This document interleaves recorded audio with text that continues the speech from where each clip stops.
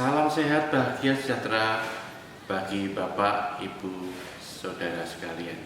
Untuk kali ini saya ingin menerangkan sedikit tentang jamu dan herbal.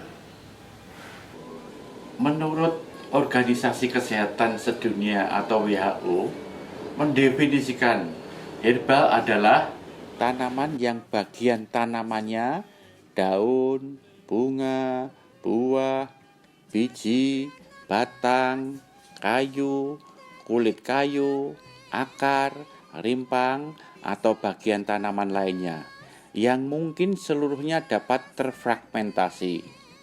Sedangkan definisi dari pengobatan herbal adalah penggunaan obat untuk mengurangi, menghilangkan penyakit, atau menyembuhkan seseorang dari penyakit dengan menggunakan bagian-bagian dari tanaman seperti biji, bunga, daun, batang, dan akar yang kemudian diolah menjadi tanaman obat herbal.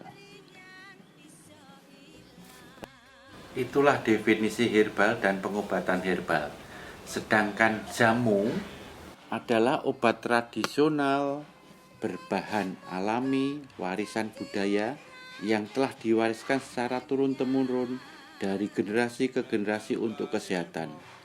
Pengertian jamu dalam Permenkes nomor 3 tahun 2010 adalah bahan atau ramuan bahan yang berupa tumbuhan, bahan hewan, bahan mineral, sediaan serian, atau campuran dari bahan tersebut yang secara turun-temurun telah digunakan untuk pengobatan berdasarkan pengalaman dan dapat diterapkan sesuai dengan norma yang berlaku di masyarakat. Saudara sekalian, seringkali orang bertanya-tanya, bagaimana sih tanaman atau herbal itu bisa berkhasiat? Perlu kita ketahui di mana tumbuhan itu menghasilkan dua macam metabolisme, yaitu metabolisme yang primer dan sekunder. Di mana metabolisme primer itu digunakan oleh tanaman tersebut untuk biosintesa setiap harinya yang terdiri dari karbohidrat, protein, lemak maupun asam nukleat. Jadi fungsi metabolisme sekunder dari tanaman yaitu untuk melindungi tanaman dari serangan mikroba. Selain itu, untuk mempertahankan diri dari gangguan predator. Juga untuk melawan gangguan herbivora dari tanaman tersebut. Yang keempat juga melindungi terhadap lingkungan, sehingga bisa melindungi tanaman tersebut dari paparan sinar ultraviolet atau yang lainnya. Yang ketiga, untuk memenangkan persaingan dengan menghasilkan senyawa yang bersifat alelopati beracun terhadap tanaman lainnya. Selanjutnya berguna sebagai agen atraktan, yaitu menarik kehadiran serangga atau herbivora lain untuk membantu penyebaran biji.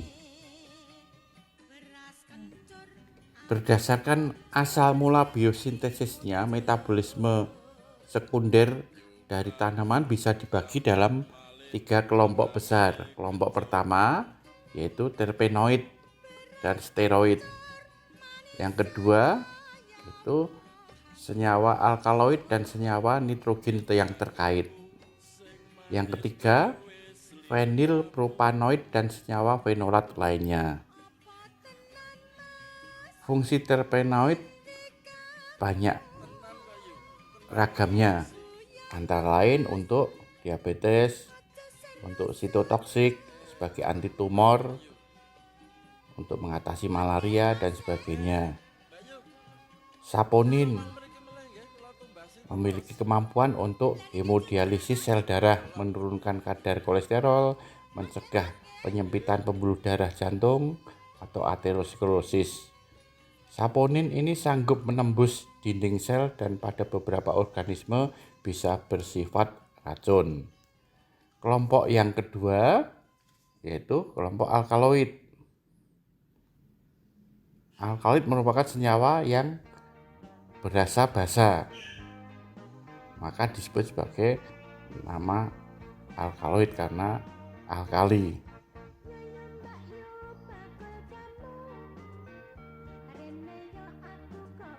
Senyawa yang kondang dari alkaloid ini yaitu nikotin, kafein, kokain, morfin, opium, kolkisin, dan kodein.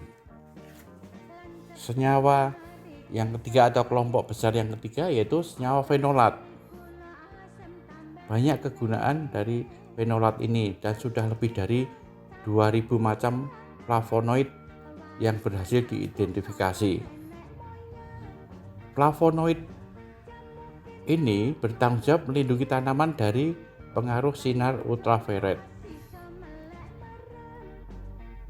dan dapat bekerja sebagai antioksidan untuk mengendalikan radikal bebas, antivirus, antimikroorganisme, pembekuan darah, melancarkan aliran darah, anti radang, memulihkan sel liver, anti hipertensi, pereda sakit, anti alergi, dan merangsang terbentuknya estrogen.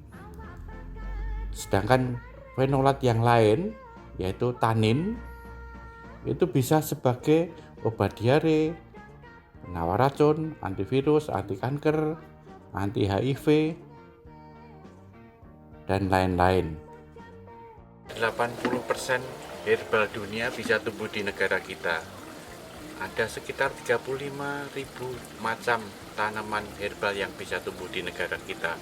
Dan sudah sekitar 3.000 macam tanaman yang dimanfaatkan oleh masyarakat untuk obat secara tradisional. Pengobatan asli Indonesia yang disebut jamu lebih ke arah pendekatan holistik karena meliputi pendekatan dari tubuh, pikiran maupun jiwa. Oleh karena itulah seringkali kita lebih dianggap unggul karena 3 aspek itu selalu berkaitan.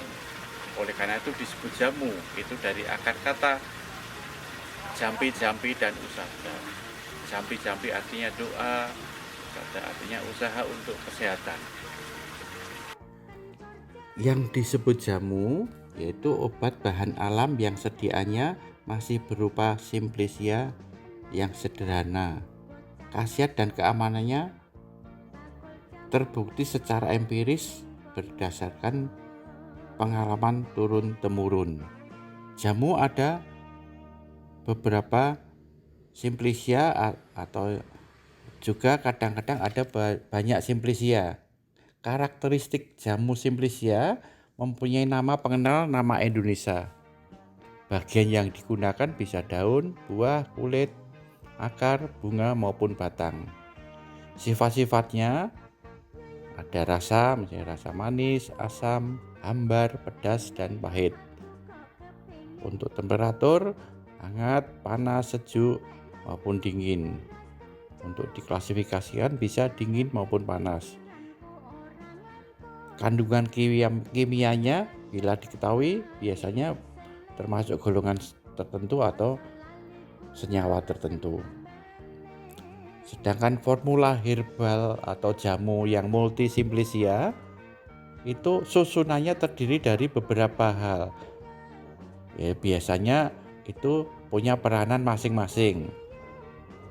Biasa disebut misalnya peranan sebagai raja, artinya memberi efek utama dalam mengobati penyebab atau gejala utama suatu penyakit. Jadi mendominasi seluruh formula dari jamu itu. Disebut sebagai bahan menteri, yaitu memiliki fungsi utama untuk membantu memperkuat efek dari ramuan raja. Dan kedua untuk mengobati segala yang menyertai penyakit yang sedang diobati simplicia raja tersebut. Simplicia asisten yaitu simplicia yang memperkuat efek terapeutik raja atau menteri atau mengobati gejala yang kurang penting dengan tindakannya sendiri, mengurangi atau menghilangkan toksisitas dari raja atau menteri. Pemandu itu simplicia yang mengarahkan ramuan lain dalam resep ke bagian tubuh yang sakit atau mengkoordinasikan efek dari tumbuhan lain dalam resep. Penentuan peran dalam resep jamu harus didasarkan pada kepentingan masing-masing dari efek, potensi, dan dosis.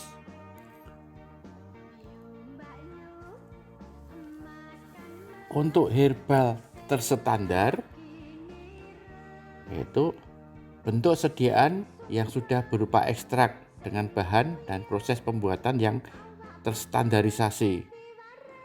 Herbal terstandar juga harus melewati uji praklinik seperti uji toksisitas atau keamanan, kisaran dosis, farmakologi dinamik atau manfaat, dan teratogenik atau keamanan terhadap janin.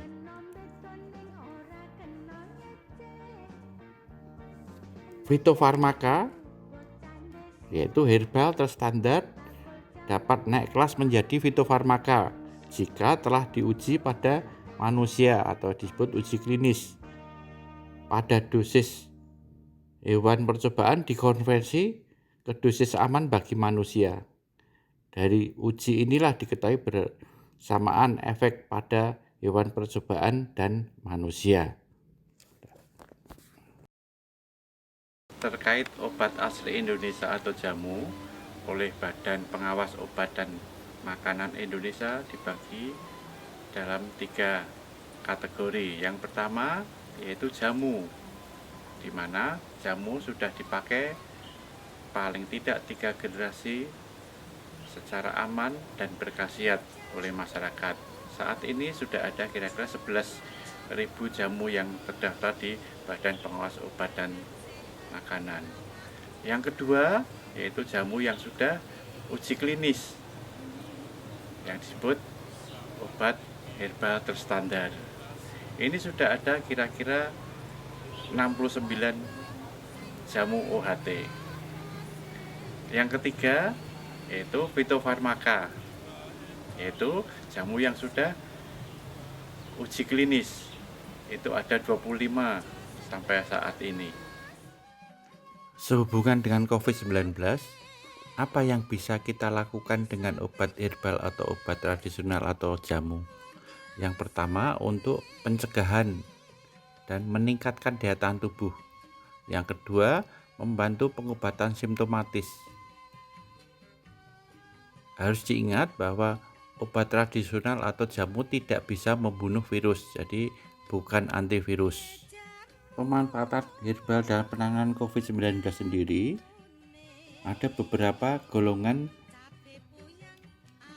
sebagai imunomodulator, mengurangi gejala COVID, mengatasi faktor komorbid dari COVID-19. Contoh sebagai imunomodulator yaitu tanaman obat yang mengandung zat aktif seperti jahe merah, temulawak, kunyit, meniran, dan pon-pon. Sedangkan yang untuk mengurangi gejala, untuk batuk pilek bisa memakai rimpang kencur. Sakit kepala bisa memakai bawang putih atau antanan. Sulit tidur bisa memakai biji pala. Mual muntah bisa memakai jahe. Sedangkan untuk mengatasi faktor komorbid dari COVID-19, misalnya untuk tekanan darah tingginya bisa memakai seledri, bawang putih, dan lain-lain. Untuk kencing manis atau diabetes bisa pakai daun salam atau sambiloto. Untuk obesitasnya bisa daun jati Belanda atau daun cereme. Tanaman herbal yang berfungsi untuk meningkatkan daya tahan tubuh yang berupa rimpang bisa dari jahe, jahe merah, kunyit, temulawak, kencur, dan lengkuas.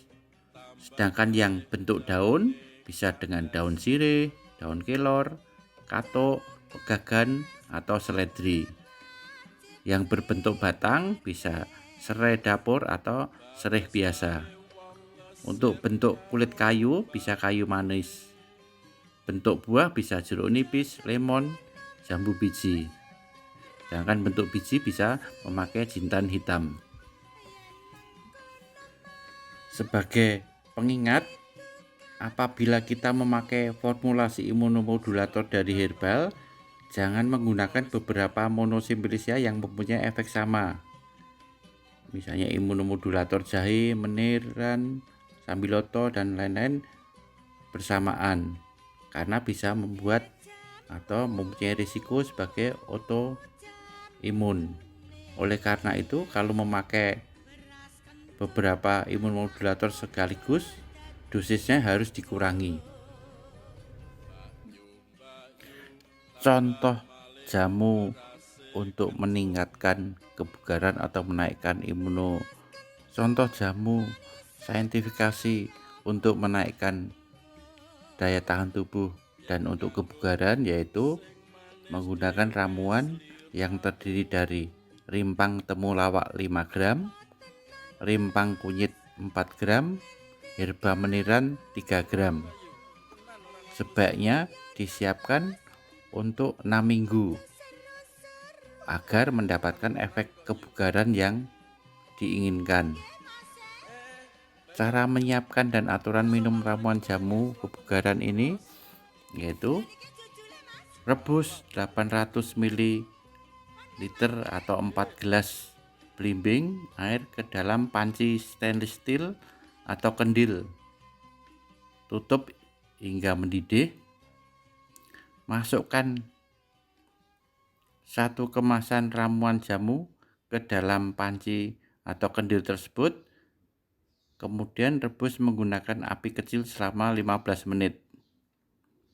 Setelah itu angkat dan diamkan panci atau kendil hingga dingin, lalu saring